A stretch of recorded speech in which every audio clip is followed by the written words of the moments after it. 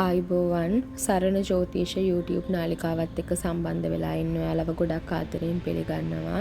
ඉතින් අපි එහෙනම් බලමු 2026 පෙබරවාරි 2 වෙනිදා ඉඳලා පෙබරවාරි 8 වෙනිදා වෙනකන් වන සතිය ඔබට කොහොමද කියලා. ඉතින් මේ පොදු ලග්න පලාපලයක් බව තරයේ සිහි තබාගෙන මම වීඩියෝ එක ඉදිරියට නරඹන්න කියලා ආදරෙන් ඔයාලගෙන් ඉල්ලනවා. මොකද Taman ගත කරන මහදශා අතුරුදශා අනුව මේ කියන කාරණා සුළු සුළු වශයෙන් හෝ වෙනස් වෙන්න පුළුවන්.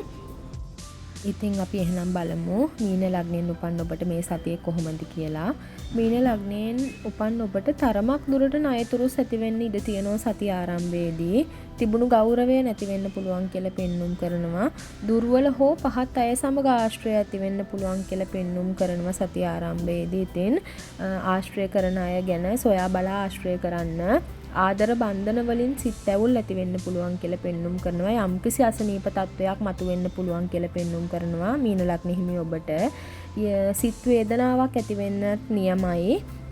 බඩේ අජීර්ණ ගති ඇති වෙන්න පුළුවන්.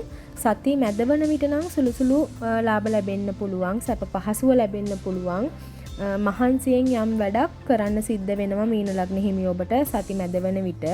සති අගවන විට හොඳට නිදා ගන්න තැනක් ලැබෙන්න පුළුවන්. විනෝදයට සිත ඇද්දී යන සතියගක් තමයි පෙන්눔 කරන්නේ. තරමක් දුරට රාගාදී ස්වභාවයක් පෙන්눔 කරනවා.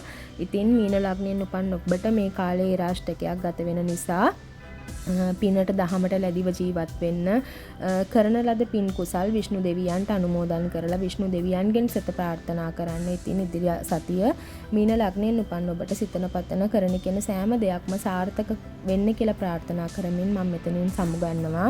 මම ජෝතිර්වේදිනී චතුරි ප්‍රනාන්දු. ඔබ සියලුම දෙනාට තෙරුවන් සරණයි.